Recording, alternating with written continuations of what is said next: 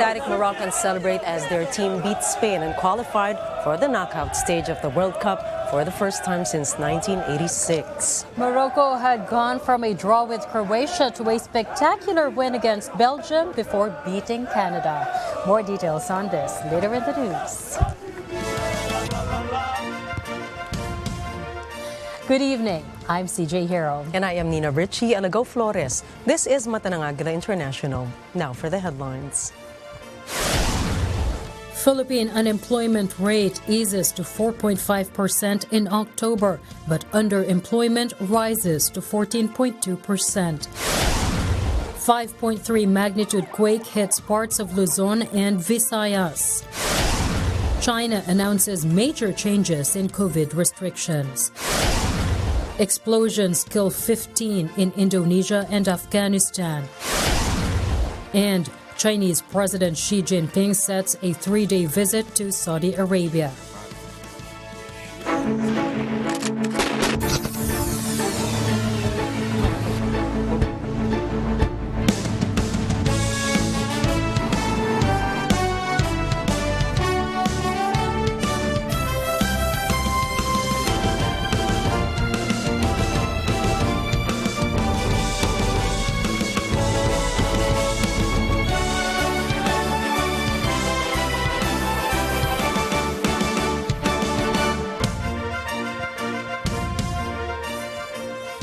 The country's unemployment rate decreased to 4.5% in October from 5.2% in July this year. The Philippine Statistics Authority, or PSA, said the number of jobless Filipinos eased to 2.24 million, lower than the 2.60 million in July. The statistics are far lower than the 7.4% or 3.5 million in the same period last year. However, the underemployment rate for October rose to 14.2%, or equivalent to 6.67 million Filipinos. The October number of underemployed, or those needing more jobs or work hours, is higher than the 13.8% or 6.54 million in July of 2022. The PSA said October's total employment rate reached 95.5% or 47.11 million, which is lower by 285,000 compared to 47.39 million in July. But the employment rate for October is higher than the 92.6% or 43.82 million in the same period last year. National Economic and Development Authority, or NEDA Secretary Arsenio Balisacan, in a tweet said the upbeat labor market indicates buoyant economic recovery, even as inflation and global downturn risk near-term growth. The Marcos administration is confident about the good performance of the economy following a significant decrease in October's unemployment rate and the strong comeback of the Philippine peso. Eden Santos reports. Malacanang is proud of the continuous improvement of the country's employment rate. This was after the Philippine Statistics Authority reports that a total of 47.11 million Filipinos were employed in the month of October. President Ferdinand Marcos Jr. considers the employment rate to be reasonable since the country is still facing the COVID-19 pandemic. According to the PSA, the 0.45% unemployment rate for October 2022 is the lowest since 2005. In fact, the country is on track to maintain its strong economic performance and achieve the government's growth target of 6.5 to 7.5% for 2022. Unfortunately, although our growth rate looks healthy, our foreign exchange has become, our peso has become a little stronger relative to the other currencies. Our unemployment rate is quite reasonable considering the situation. Meanwhile, the peso bounced back against the greenback. Based on the exchange rate chart for December, the Philippine peso bounces back to 56 pesos to a dollar. The administration says it is also committed to addressing various economic concerns for the country's continuous recovery. Eden Santos reporting for Mata ng Agila International. Trusted, connected, on point. A 5.3 magnitude earthquake struck off Camarines Norte. The earthquake disrupted government agencies, including the Senate. It was also felt in the National Capital Region and nearby provinces. Mayan Corvera has the story. A 5.3 magnitude earthquake has disrupted the ongoing hearings at the Senate building this afternoon. At the height of the Commission on Appointments hearing and the Committee on Health and Demography, the chairperson of the committees announced the suspension and urged all present in the hearing to go out of the building. For the information, there was an earthquake and the building is asking everybody to evacuate at this point. So we'd like to suspend the meeting. Senators, congressmen, and employees vacate their offices. A Senate employee was rushed to the hospital after feeling dizzy. Former PHIBOX Director and DOST Secretary Renato Solidum, who was subject of the confirmation hearing, said the earthquake has 5.3 magnitude and was tectonic in origin. The epicenter was located at Tinaga Island in Camarines Sur. Magnitude 5.3 sa Camarines, sa may Tinaga Island. Tinaga Island, no? Sa may Vinsons, Camarines Norte, sa dagat po yan. At ang pinakamataas na intensity ay intensity 5 sa Mercedes, Jose Panganiban, Camarines Norte. Dito sa Metro Manila, intensity 2 ang na-report sa Quezon City. Dito sa Manila, dito sa Senate, mga intensity 3. Although siyempre yung mas mataas na floor, mas malakas ng konti. Intensity 5 was felt in Camarines Norte, Intensity 4 in Daet, Camarines Norte, and Polillo in Quezon. Intensity 3 was recorded in Mauban, Bolanay, Alabat, and Gumaca, Quezon.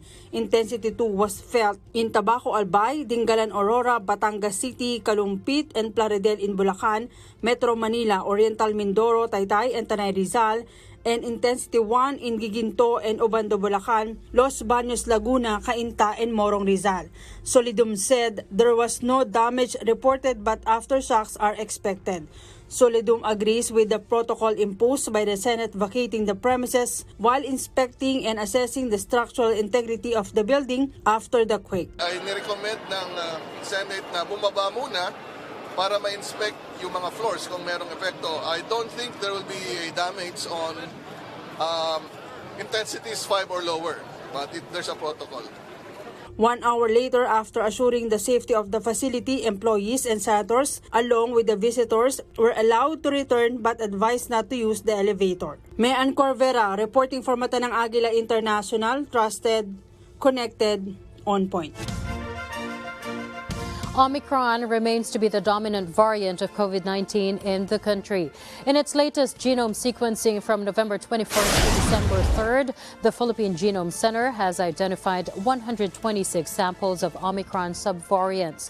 The Department of Health, or DOH, said 65 samples are BA.2.320, with 64 identified as local cases and 1 returning overseas Filipino worker. An additional 2 cases of BA.5 were sequenced and 1 BQ.1. All are local cases from Region 6. The BQ.1 subvariant of BA.5 is considered the driver in the recent surge of COVID infections in the United States. The DOH has also detected 42 cases of XBC and 6 other Omicron subvariants, but all are local cases. The House of Representatives has approved on second reading the proposed bill establishing the Philippine Center for Disease Control, or CDC. Under House Bill 6522, the agency will be created to strengthen the healthcare response of the government from illnesses like COVID-19. House Committee on Health Chairman Siriaco Gatto is confident with the passage of the proposal. It was included in the priority legislative agenda presented by President Ferdinand Marcos Jr. during his first State of the Nation address, or SONA, in July. Gatto also assured that the Research Institute for Tropical Medicine, or RITM, will not be abolished once the CDC is created. One of the priorities under the CDC bill is the protection of Filipinos from any effects of diseases, with a mandate to lay down strategies and policies for disease prevention and control. Once approved, the Office of the Secretary of the Department of Health will supervise the CDC. CDC will be headed by a Director General with the rank of Undersecretary, who will be appointed by the President upon the recommendation of the DOH Secretary.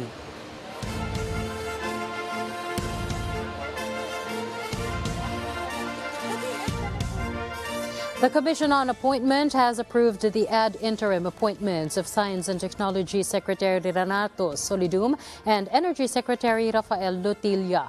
The Senate twice deferred deliberating Lutilla's appointment due to time constraints.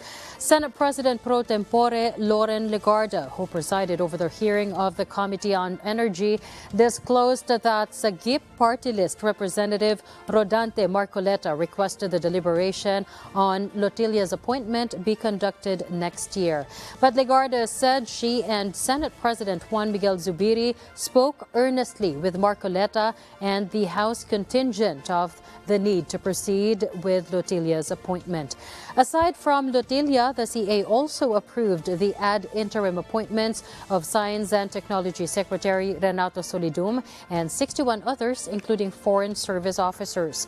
Due to time constraints, the CA suspended the hearing for the nominations of Transportation Secretary Jaime Bautista, Trade Secretary Alfredo Pascual, and Ambassador Manuel Antonio Tihanki as the Philippine representative to the World Trade Organization in Geneva, Switzerland. The House of Representatives denied allegations of railroading the passage of the proposed Maharlika Sovereign Wealth Fund bill. House Majority Leader Manix Dalipe told reporters that there are no directives from House Speaker Martin Romualdez to fast-track the approval of the Maharlika Sovereign Wealth Fund bill. Dalipe said it is possible to pass on the second reading of the proposal before the holiday break of Congress set for December 17. The Maharlika Sovereign Wealth Fund bill is a proposal authored by House Speaker Martin Romualdez and Senior Deputy Majority Leader Sandro Marcos. The bill is being criticized for allegedly lacking safety measures to protect the 275 billion peso funding sourced from the Government Service Insurance System, or GSIS, Social Security Service, or SSS, and other government financial institutions like the Land Bank of the Philippines, Development Bank of the Philippines, and the National Treasury. As far as the Committee on Rules is concerned, as what I know as the chairman of the Committee on Rules, aabot siya ng second reading ngayong December. After it failed to get approval for a rate increase, the SMC Global Power Holdings Corporation, or SMCGP, temporarily suspended supplying electricity to the Manila Electric Company, or Meralco. Meralco and the SMCGP unit, South Premier Power Corporation, filed a joint petition last August for a temporary rate hike due to the effects of the Russia-Ukraine conflict, but were denied by the Energy Regulatory Commission, or ERC, because the electricity rates are fixed under the 670-megawatt deal. San Miguel appealed the ruling before the Court of Appeals, where they victoriously secured a stay order for the suspended supply deal. Some fear that Meralco would pass the more expensive supply cost on to consumers. San Miguel Corporation President and Chief Executive Officer Ramon Ang said SMCGP would not want to terminate the power supply agreement, which should be effective today, December 7.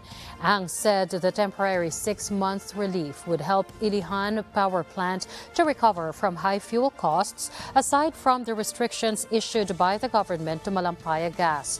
He said this was the reason why electricity was bought from the Wholesale Electricity Spot Market, or WESM, which causes price increases and affects the company's cost to supply Meralco. Later in the news, roadside bomb kills 7 in Afghanistan. Chinese President Xi Jinping set for a 3-day visit to Saudi Arabia. And Indonesia's parliament bans sex outside marriage. Mata ng Agila International will be right back. Don't go away.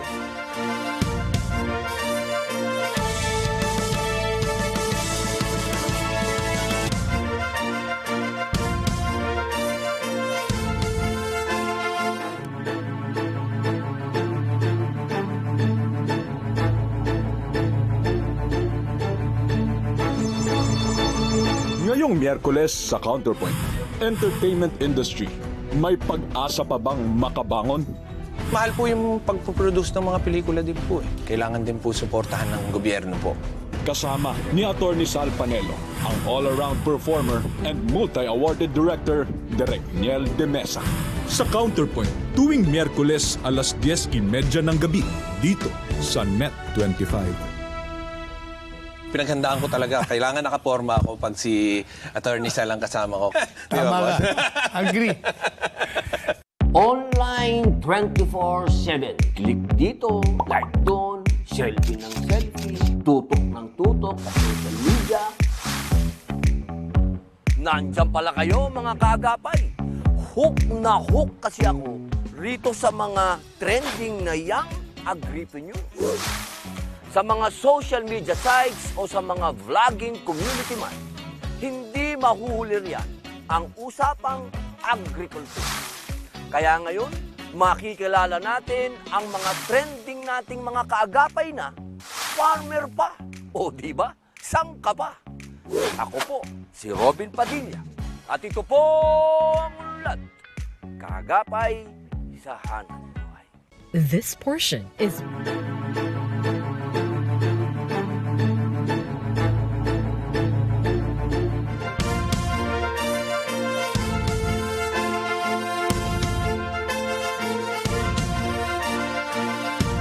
The news continues here on Mata ng Agila International. At least 2 people were killed in a terrorist attack on a police station in the West Java province city of Bandung, Indonesia, according to local media. 8 people were hurt in the explosion, according to reports from earlier in the day. According to West Java police spokesperson Ibrahim Tompo, there were 2 explosions after a man armed with a knife entered the police building. He added that several police officers were injured and the attacker himself died in the explosion.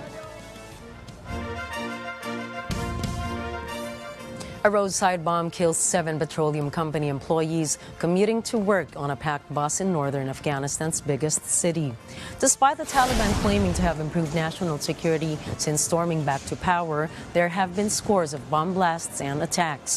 Many of these incidents have been claimed by the local chapter of the Islamic State group. A police official says the Tuesday blast happened around 7 a.m. local time in the ancient city of Mazar-e-Sharif. Mohammed Hanif, also heard in the blast, says there were around 52 people aboard the bus at the time. The Balkh province police department confirms that 7 people were killed and 6 others were wounded. The bomb was placed in a cart by the roadside and was detonated as the bus arrived. There has so far been no claim of responsibility. China announced a nationwide loosening of its strict COVID restrictions that had knocked out its economy and ignited large protests across the country. 养老院、福利院、医疗机构、托幼机构、中小学等特殊场所外，不再查验核酸阴性证明，不再查验健康码和行程码。 对于跨地区流动人员也不再查验，不再开展落地检。 The sweeping changes to China's pandemic response, according to analysts, are the clearest and most significant sign that the government is moving away from its hardcore zero-COVID approach. Guo Yanhong, director of the Department of Medical Emergency Response, said asymptomatic cases and people with mild symptoms can take care of themselves at home. Hospitals are also tasked to provide online medical advice. The new guidelines stated that the frequency and scope of PCR testing will be reduced. The Health Commission added that China will accelerate vaccinating the elderly to further combat the disease and strengthen the country's health system. On the invitation of Saudi Arabian King Salman bin Abdulaziz Al Saud, Chinese President Xi Jinping will go to Saudi Arabia for an official visit from December 7 to 9. The Saudi-Chinese summit will also include Saudi Crown Prince Mohammed bin Salman.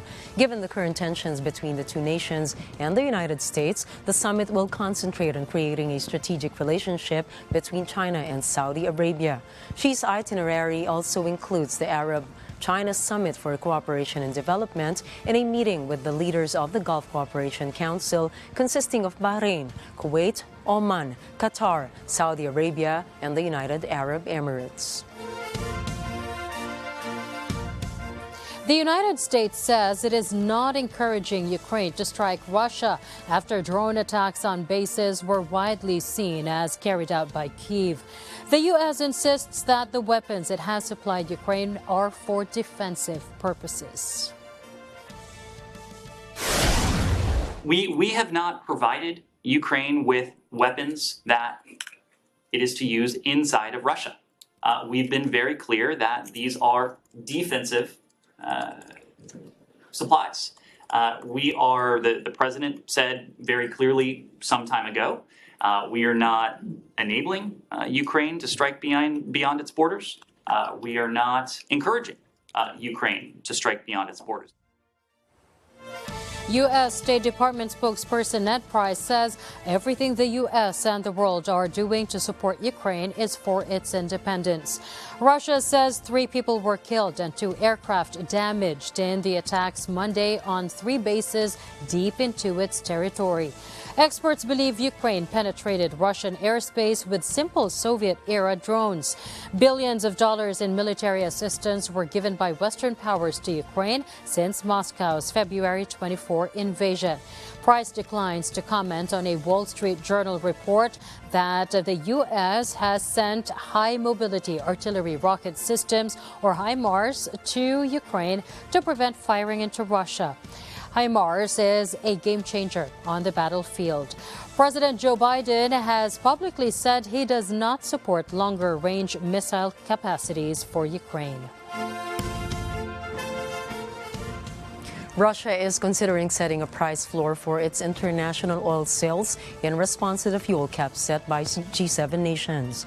According to 2 officials familiar with the plan, Russia would either impose a fixed price for the nation's barrels or stipulate maximum discounts to international benchmarks at which they can be sold.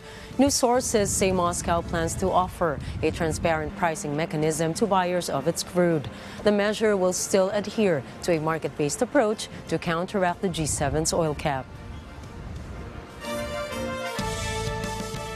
Britain's main farming union warns that the country is facing a food supply crisis as producers grapple with skyrocketing costs. The National Farmers Union, or NFU, says huge price hikes have left farmers and growers in an emergency situation. Functioning supply chain. Can you tell me that? We know through every sector that we are surveying, through our members, we are seeing contraction. So we want to avoid that. We do believe this is a very serious food security issue right now, and if we're going to avoid further contraction, we've got to find a better way of not just leaving the primary producer carrying all of the risk. We've got to deliver on fairness throughout the supply chain, otherwise the consumer is going to be the one that is disadvantaged at the end of it. Fertilizer, feed, fuel and energy are all now more expensive. The pandemic's disruption of supply chains and the war in Ukraine share the blame. Eggs are harder to find and more expensive as a result of rising production costs. A local outbreak of bird flu makes the situation worse. UK supermarkets have no choice but to temporarily ration the purchase of eggs. Empty shelves have become a common sight for shoppers. The NFU also says the supply of tomatoes, cucumbers and pears are likely to be affected next, as these crops are energy intensive to produce. Reports say that North Korea executed 2 boys aged 16 and 17 for watching K-dramas and American movies. News sources claim that the pair were accused of selling South Korean movies on pocket USB drives. It also said the teen boys were shot in front of locals at an airfield in the city of Yesan. A third boy of the same age was executed alongside them for murdering his stepmother. Authorities told locals the crimes committed by the teens were equally evil. Though the execution happened in October, news of their deaths only emerged recently. North Korea strictly prohibits viewing or distributing South Korean dramas. In 2020, the government also banned foreign information and influence as part of its crackdown on South Korean shows. Indonesia's parliament has unanimously passed a new law that criminalizes sex outside of marriage with up to 1 year in jail. Yasona Lawli, the Minister of Law and Human Rights, says it is time for the country to step forward and leave behind an inherited colonial criminal code. Indonesia has been looking to revise its criminal code since declaring independence from the Dutch in 1945. Kami telah berupaya untuk mengakomodasi sebaik-baik mungkin apa menjadi perdebatan dan isu-isu penting yang menjadi perbedaan pendapat kita. Namun tentunya lah pada saatnya kita harus mengambil keputusan historis terhadap rancangan undang-undang KUHP ini untuk meninggalkan warisan hukum pidana kolonial Belanda. Head of the Parliamentary Commission, Bambang Wuryanto, also argues that the old penal code belongs to Dutch heritage and is no longer relevant now. Aside from banning premarital sex, Indonesia's new legislation also prohibits unmarried couples from living together. Meanwhile, the United States warns that the new law could discourage investors. Some business groups also say it could scare away tourists from visiting Indonesia. Rights groups also label the controversial amendment as a suppression of civil liberties. Albert Aris, spokesperson of the Law and Human Rights Ministry's Criminal Code Bill Dissemination Team, quickly defends the new law and says it aims to protect marriage institutions. He says sex outside marriage could only be reported by a spouse, parents, or children. Authorities also insist foreigners traveling to Bali would not be affected by the new law. Other countries that prohibit adultery and enforce harsh punishments on extramarital sex are the Philippines, Iran, Saudi Arabia, and Morocco. Meanwhile, Indonesia's new criminal code also restores a ban on insulting a sitting president or vice president, state institutions, and national ideology. Violators could face up to 3 years in jail. According to Deputy Minister of Law and Human Rights, Edward Hiraej, the new criminal law or criminal code must be signed by President Joko Widodo. News sources say Indonesia's new criminal code will come into force after 3 years. Following reports that King Charles III was the target of an egg while on a walkabout Tuesday, UK police said they had detained a 20-year-old man on suspicion of a common assault. Less than a month had passed since the king narrowly avoided eggs thrown in his direction during a visit to York in northern England. The arrest took place in the city of Luton, north of London. The 74-year-old was in Luton to meet with community leaders and volunteer groups, dedicate a new Sikh temple, and tour a brand new public transportation system. According to Bedfordshire Police, the individual who was brought for questioning after being detained outside Luton Town Hall. On November 9, a man yelled this country was created on the blood of slaves and shouted, "Not my king," then threw eggs at King Charles III and Queen Consort Camilla in New York.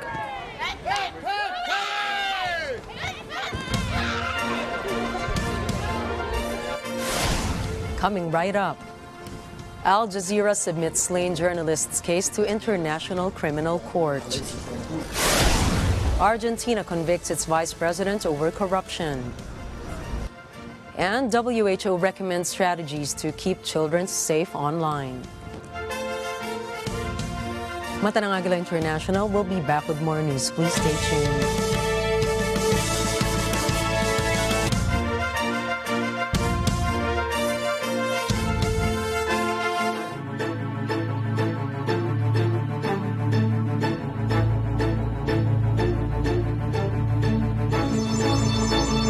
Ngayong Miyerkules sa Counterpoint, entertainment industry, may pag-asa pa bang makabangon? Mahal po yung pagpuproduce ng mga pelikula din po eh. Kailangan din po suportahan ng gobyerno po. Kasama ni Atty. Sal Panelo, ang all-around performer and multi-awarded director, Direcniel de Mesa. Sa Counterpoint, tuwing Miyerkules alas 10:30 ng gabi, dito sa Net25. Pinaghandaan ko talaga. Kailangan nakaporma ako pag si Atty. Sal ang kasama ko. Tama ka. Agree. ngayong linggo sa Cine Throwback. Manley finds the signatures to be of some of the most compelling evidence. It's a waiting list. Some people say yes, some people say no. That's it? You gotta protect yourself now. We all do. They're coming for us, Roger. No. Get him upstairs.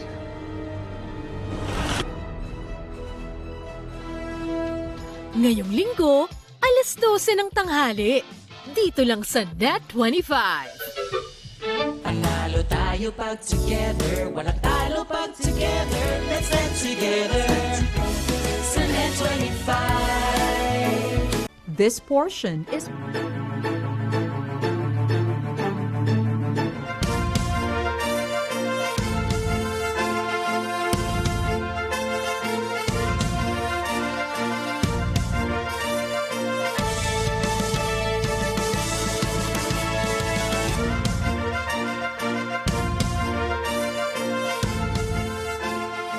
Al Jazeera submits the case of slain journalist Shireen Abu Akleh to the International Criminal Court, or ICC, saying the veteran reporter was deliberately killed by Israeli forces.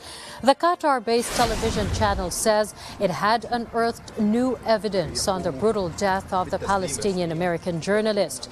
Shireen Abu Akleh was shot while covering an Israel Army raid in Jenin in the occupied West Bank on May 11.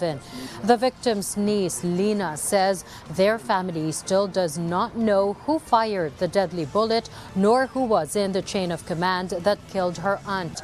Lena says the evidence is overwhelmingly clear and they expect the ICC to take action. Any person or group can file a complaint to the ICC prosecutor for investigation, but the Hague-based court is not obliged to act on it. The ICC, set up in 2002 as a war crimes court of last resort, launched last year a probe in the Palestinian territories. Israel, however, is not an ICC member and disputes the court's jurisdiction. Israel says it would not cooperate with any external probe into Abu Akleh's death. In related news, the United States says it opposes Al Jazeera taking the killing of Palestinian-American reporter Shireen Abu Akleh to the International Criminal Court, or ICC. U.S. State Department spokesperson Ned Price says ICC should focus on its core mission. That core mission, Price says, is to serve as a court of last resort in punishing and deterring atrocious crimes. This was a proposal that was floated with only in recent hours, only today, by Al Jazeera. So I don't know that it has been a topic of discussion. I don't know that it would be a topic of discussion unless we had representations from the ICC that they were going to take an opinion one way or another. Well, I mean, she was an American citizen. Of course. So there is, it's not like you have no interest in it at all. But you oppose it. We oppose it in this case for the reasons that we've discussed.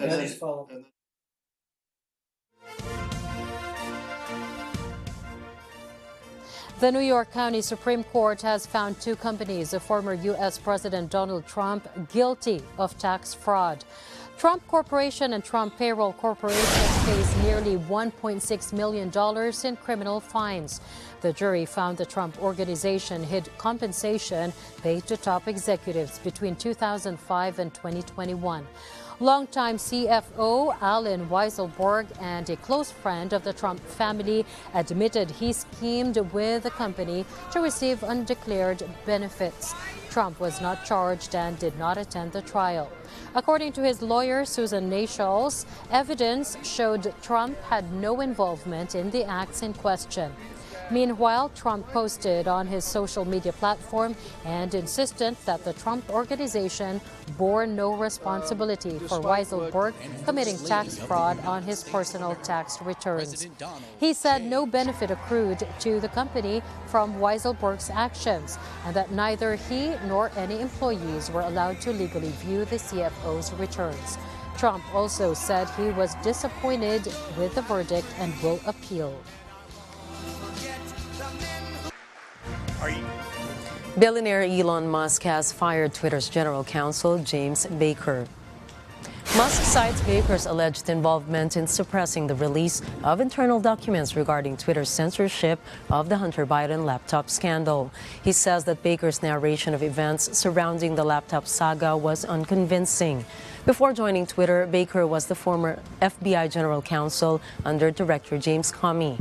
Reports say he played a key role in the events surrounding the Bureau's controversial probe into possible collusion between Russia and former U.S. President Donald Trump's 2016 campaign.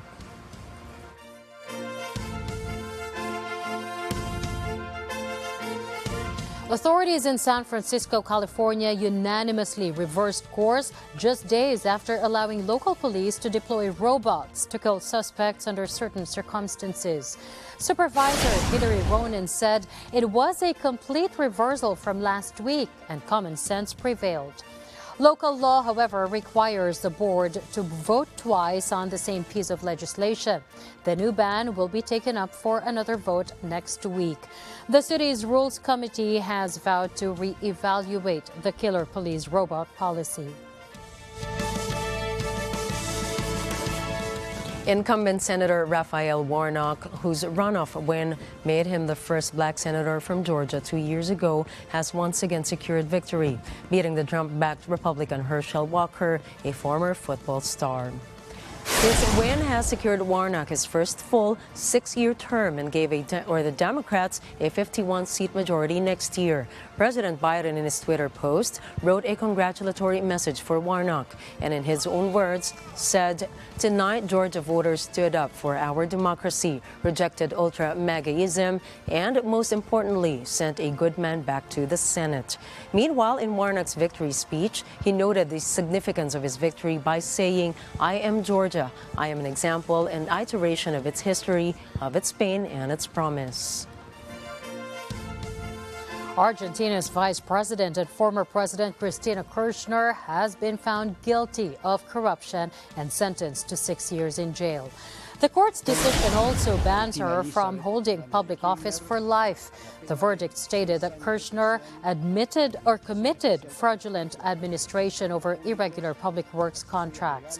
The public deals were awarded during her time as president from 2007 to 2015. The verdict is the first time a sitting president in Argentina has been convicted for an offense made while in office. Meanwhile, Kirchner denied all charges and called the proceedings politically motivated. Porque a lo largo de todo el juicio también se probó que ninguna de las aseveraciones, de las mentiras que dijeron los fiscales Luciani y Mola en su alegato histriónico eran ciertas, a punto tal, esto es un Estado paralelo y mafia judicial. Supporters of the vice president criticized the court's ruling. They said Kirchner is a leader that has defended the interests of the people. Due to immunity, Kirchner will remain free until the end of her term. She also has the option to appeal the verdict to the Supreme Court. As temperatures drop in several regions in the world, the Centers for Disease Control and Prevention warns of the dangers posed by the winter weather and gives tips for protection. Carlo Valdez reports. Wintertime here in this part of the world is just around the corner. In fact, in some regions, the winter chill is already being felt. The Centers for Disease Control and Prevention, or CDC, says whenever temperatures drop below what feels lower than normal to you, and as wind speed increases, heat can leave your body more rapidly and leave you at risk of health problems. The CDC gives tips on how to stay safe and healthy when temperatures start to fall. Winterize your home by installing weather stripping, insulation, and storm windows. Get your car cold weather ready by servicing the radiator, maintaining antifreeze level, and replacing tires if necessary with all-weather or snow tires. The health agency also says keeping an emergency kit in the car is a smart way to be prepared. Include in your kit blankets, food, and water. Prevent carbon dioxide poisoning by installing a detector and making sure it is working. Make sure you change those batteries. Wear appropriate outdoor clothing and be aware of the wind chill factor. Learn how to avoid, spot, and treat frostbite and hypothermia. And for those especially with pets, bring them inside or provide adequate warm shelter and unfrozen water to drink. The CDC warns that extremely cold temperatures are often accompanied by winter storms, so be prepared to cope with power failures and icy roads. Stay safe this winter by making sure you and your loved ones are ready for it. Carlo Valdez, Union, New Jersey, Mata ng Agila International. Trusted, connected, on point. A report by the World Health Organization on how to keep children from online danger de-emphasizes stranger danger and underscores attention on acquaintance and peer perpetrators. Rosel Feria tells us more. Amid a growing worldwide concern of keeping children safe online, a new report published by the World Health Organization recommends strategies to keep them away from two forms of online violence. They are child sexual abuse, including grooming and sexual image abuse, and cyber aggression and harassment in the form of cyberbullying, cyberstalking, hacking, and identity theft. The report underscores implementing educational programs directed at children and parents. It also recommends implementing school-based educational programs promoting interaction among youth and engaging parents. It suggests training youth in specific life skills such as assertiveness, empathy, problem-solving, emotion management, and help-seeking. WHO highlights the need for improvements, including the need for more violence prevention programs, less emphasis on stranger danger, and more emphasis on acquaintance and peer perpetrators. More attention to healthy relationship skills because romance and intimacy seeking are major sources of vulnerability to online violence. WHO says internet access offers many possibilities for children and young people. This includes fostering learning, developing personal and professional skills, expressing creativity, and participating in society. Rosel Feria, Washington, D.C., Mata ng Agila International. Trusted, connected, on point. Colombia hits back at Nicaragua at the International Court of Justice about its claim to a swath of the sea. Colombia says Nicaragua's claim is exorbitant and violates the legal interests of other countries in the Caribbean. Colombia's Representative Eduardo Valencia Ospina says Nicaragua's claim is unreasonably high because it requests the court to rule a boundary dividing non-equivalent entities. Nicaragua's claim is unprecedented in the history of judicial dispute settlement. This claim finds no support in UNCLOS or customary international law. This claim violates the legal interests of the neighboring third states in the Caribbean Sea. Submission 1-3 was a new claim, a claim not originally included in Nicaragua. The Latin American rivals are fighting over a 2012 ruling that gave Nicaragua a stretch of oil and fish-rich sea extending 200 nautical miles or 370 kilometers from its coastline. There are no land borders between Nicaragua and Colombia, but diplomatic relations have been strained for almost a century over disputed maritime limits. Coming up, Bangko Sentral ng Pilipinas presents Philippine banknotes bearing President Ferdinand Marcos Jr.'s signature and new coin series with the BSP logo. Big Bird, Cookie Monster, and others mourn passing of cast member Bob McGrath. And Moroccans celebrate historic World Cup win over Spain. Mata ng Agila International will be back with more global news.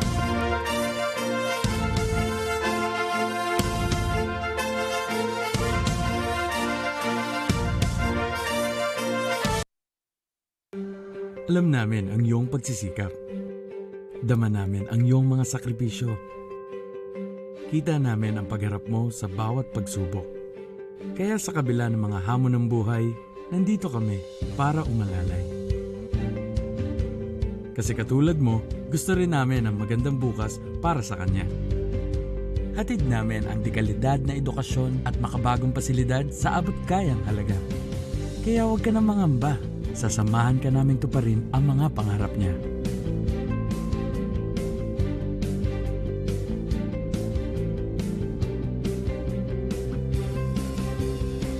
Maaasahan mong sulit dito ang mga pinagsikapan mo.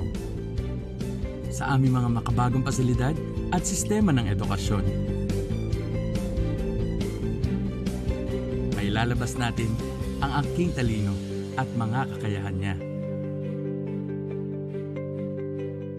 Kahit sa munting halaga, makakasiguro ka na makakasabay siya sa mabilis na pag-ikot ng mundo.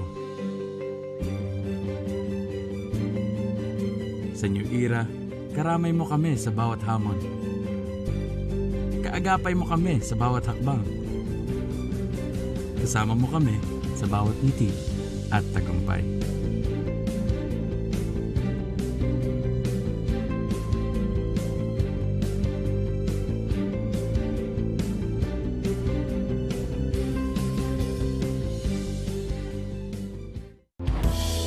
Net 25 brings you the biggest event of the year. Ready na ba kayo makisaya sa amin? Mga kababayan, are you ready? Ready!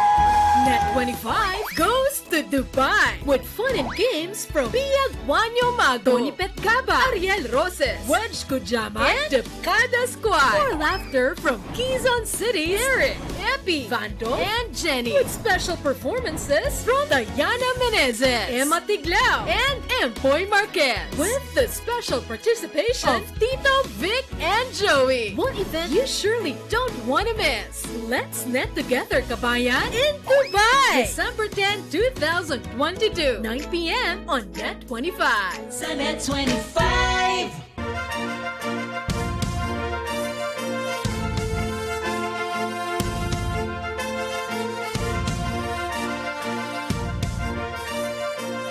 More news here on Batanang Agila International.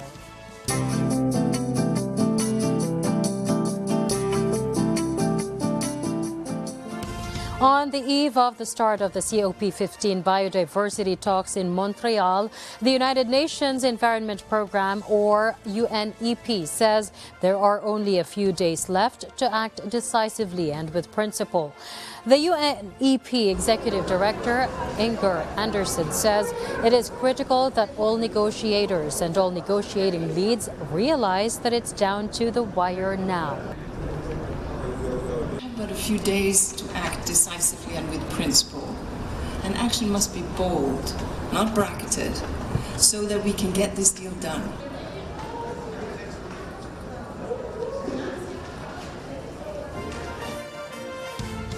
The European Union has reached an agreement to ban the import of several products considered the main drivers of deforestation. These include coffee, cocoa, and soy.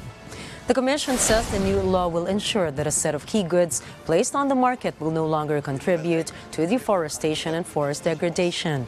It praises the decision that the bloc's member states and the EU Parliament reached overnight. It says once the new rules are enforced, all relevant companies will have to conduct strict due diligence for their products in the EU market. Other banned products include palm oil, cattle, timber, and rubber. They have been identified as drivers of deforestation if they come from deforested land after December of 2020. Importing companies will have to show that their products are deforestation-free, subject to proving precise geographical information on the farmland where the commodities were sourced.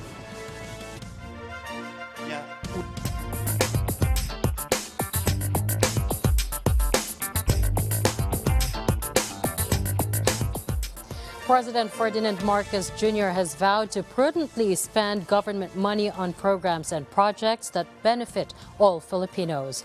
The president made the vow as he praised the Bangko Sentral ng Pilipinas, or BSP, for presenting Philippine banknotes bearing his signature and new coin series with the BSP logo. During the presentation in Malacanang, the president said his administration's policy would ensure that every peso and centavo that the government spends is for the welfare of all Filipinos. The president also called on the BSP and other concerned agencies to further intensify their efforts against counterfeiting and other illegal activities, ensure price stability, enrich banking reforms, and sharpen strategies to guarantee that public interest remains at the heart of the government's priorities. According to the president, the issuance of the new polymer banknote is smarter, cleaner, stronger, which he said serves as a response to the pressing public health and safety concerns due to the pandemic. Marcos said BSP's innovative endeavor is also consistent with the administration's policy to promote sustainability by using environment-friendly production, resulting in a smaller carbon footprint and lower water and energy usage. The president echoed calls to raise more awareness on the proper handling of banknotes as he looks forward to wider traction and adoption as the country transitions to using the new polymer currency. As Washington seeks to become less dependent on foreign sources, the Biden administration's new restrictions on U.S. technology exports to China will worsen global supply shortages and inflation in the United States, expert told the Russian media Sputnik. In order to limit Beijing's capacity to produce specific high-end microchips used in military applications, the Biden administration expanded controls on the export of semiconductor technology in China in October. However, some companies have already complained about the potential negative impacts of the restrictions, such as higher costs and supply chain issues. The U.S.-based company KLA, which provides testing and measurement equipment for the semiconductor industry, projects a $600 to $900 million loss in revenue in 2023. Additionally, the move comes as the world continues to face semiconductor failures, a setback that cost the U.S. economy $240 billion in 2021. Even though the chip shortage crisis has eased from its peak in May, microchip lead times still average more than 25 weeks in October, Bloomberg reported, citing the Susquehanna Group. The chip shortage crisis will not be considered over until average lead times fall between 10 and 14 weeks. The governments of Argentina and the United States have signed an agreement to exchange tax information. Economy Minister Sergio Massa said the deal, which covers individuals and legal entities, would help the Argentine government detect tax evaders.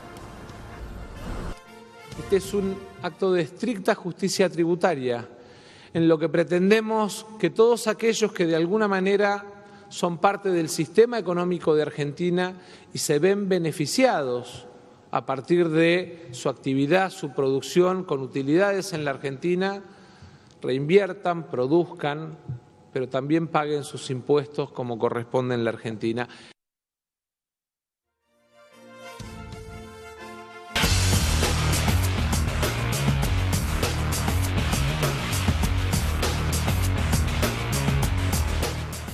With shouts, songs, cries, and tears, Moroccans explode with joy as their football team beats Spain to reach the quarterfinals of the World Cup for the first time. Morocco is the last remaining team from Africa and the only Arab team left in Qatar. Morocco will face either Portugal or Switzerland in the quarterfinals on Saturday. For loyal supporters of Morocco's team, dubbed the Atlas Lions, it is a dream come true after long years of waiting and frustration. Both men and women, wrapped in red national flags or wearing the team strip, keep a solid chant of support for their supporting or sporting heroes. After the victory, the crowd chants as one, next, and always with Morocco. Morocco is just the fourth African team to reach the last 8 of the World Cup. It was Cameroon in 1990, Senegal in 2002, and Ghana in 2010. Before Tuesday's game, Morocco's best result at the World Cup had been in 1986, when they reached the last 16.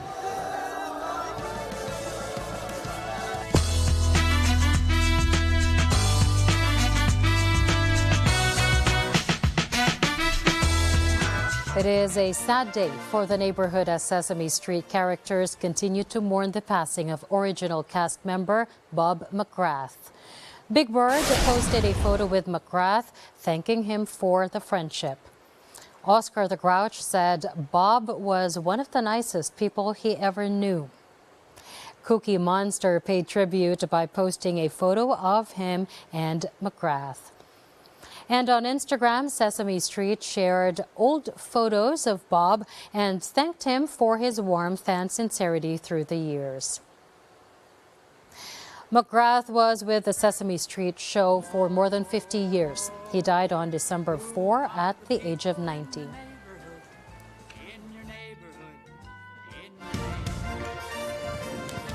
Well, it is midweek already, and we are reminded by this quote of the 16th American President, Abraham Lincoln. He said the best thing about the future is that it comes one day at a time.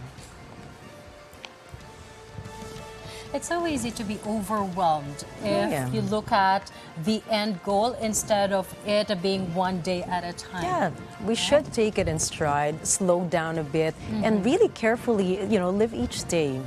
And enjoy every day of the journey.